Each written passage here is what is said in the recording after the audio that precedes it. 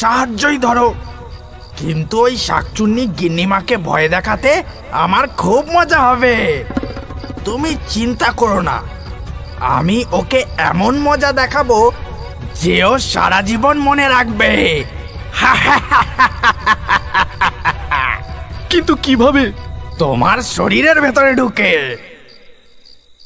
এই কথা বলেই উড়ন্ত ভুতুড়ে মাথা রামুর শরীরের মধ্যে মিলিয়ে গেল।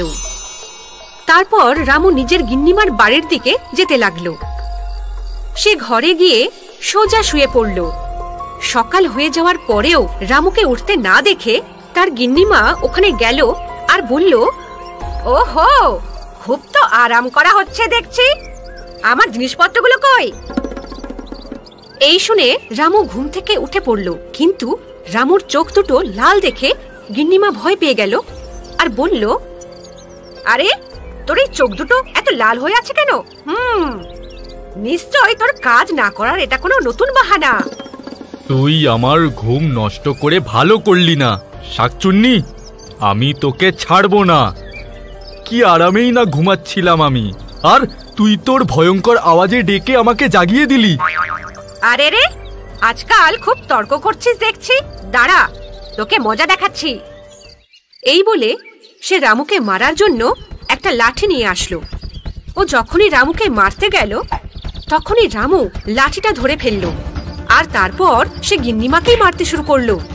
এই দেখে গিন্নিমা বলল, হে ভগবান, এটা কি করে সম্ভব হলো? ওর এত সাহস কি করে হয়ে গেল যে ও আমার গায়ে হাত তোলে? হে ভগবান, ওগো শুনছো? এদিকে এসো।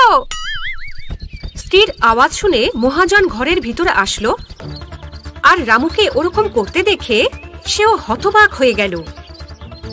আরে তুমি কি দেখছো? কিছু তো একটা করো, নয়তো এ আমাকে মেরে ফেলবে। ভালোই হবে এই শাকচুন্নিটা মরে গেলে। কি বললে তুমি? আরে না না, কিছু না। এই বলে মহাজন তার স্ত্রীকে বাঁচাতে গেল, কিন্তু রামু তাকেও মারতে লাগলো। এই দেখে গিন্নিমা বলে, মনে হচ্ছে এর মধ্যে ওই জঙ্গলের ভূতটা ঢুকে গেছে, এখান থেকে পালাও, নয়তো এ আমাদের ছাড়বে না। এই বলে দুজনেই ঘর থেকে বাইরে চলে যায়, আর বাইরে গিয়ে সবাইকে রামুর ভিতরে থাকা উড়ন্ত ভুতুড়ে মাথার আত্মার কথা বলে। এই শুনে গ্রামবাসীরা খুব চিন্তিত হয়ে পড়ল, আর রামুকে দেখার জন্য তারা মহাজনের বাড়িতে যায়। রামুর লাল লাল চোখ দেখে সবাই ভয় পেয়ে যায়।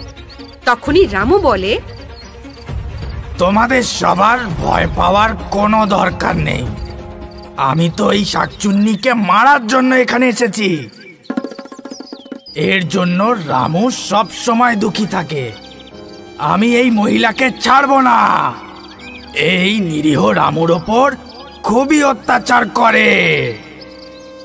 আরে শোনো, তোমরা এই ভূতের কাছে ক্ষমা চেয়ে নাও, নয়তো এই রামুর মধ্যে থেকে তোমাদের ছাড়বে না। ভূত মশাই, আমি তোমার কাছে ক্ষমা চাইছি। দয়া করে রামুর শরীরের ভিতর থেকে বেরিয়ে যাও। আমি আর কখনো রামুকে বিরক্ত করব না। যদি আমার বেরিয়ে যাওয়ার পরও তুই একে বিরক্ত করিস তাহলে দেখে নিস। না না, আমি একে কখনো মারবো না, এটা আমি প্রতিজ্ঞা করলাম। গিন্নিমা এই কথা দেওয়ায় ভূত রামুর শরীর ছেড়ে বাইরে বেরিয়ে আসলো আর বলল, আমি এইবারের মতন তোকে ছেড়ে দিলাম, কিন্তু তুই যদি কখনো এই নিরীহ রামুকে বিরক্ত করার চেষ্টাও করিস তাহলে আমি এখানে আবার ফিরে আসব। এই বলে উড়ন্ত ভুতুড়ে মাথা ওখান থেকে চলে যায়। ওই দিনের পর থেকে